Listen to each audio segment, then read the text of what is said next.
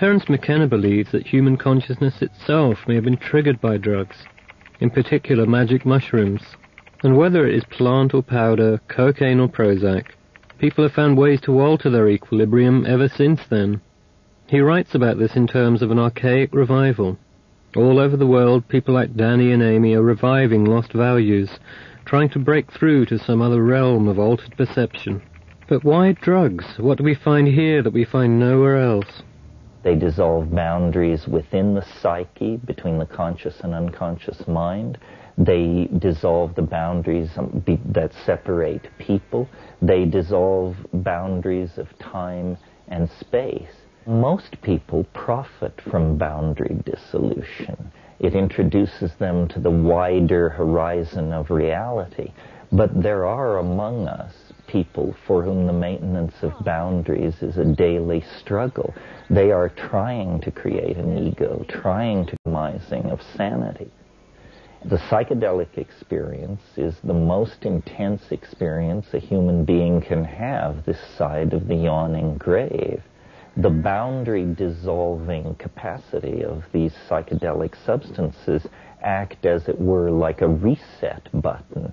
We are not ultimately the creatures of our culture. Ultimately, we are biologically defined.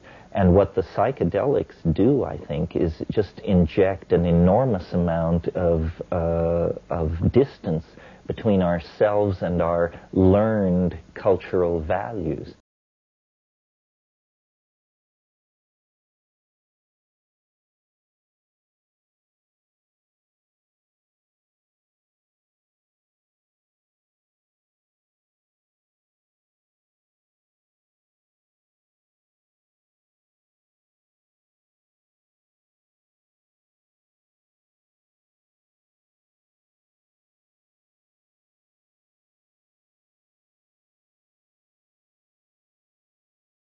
My notion of what the psychedelic experience is for is that we each must become like fishermen and go out onto the dark ocean of mind and let your nets down into that sea. And what you're after is not some behemoth that will tear through your nets, foul them, and drag you and your little boat, into the abyss. Nor are what we're looking for a bunch of sardines that can slip through your net and disappear. Ideas like, have you ever noticed that your little finger exactly fits your nostril? And stuff like that. What we are looking for are middle-sized ideas that can bring back a small piece of the picture and contribute it to the building of the new paradigm.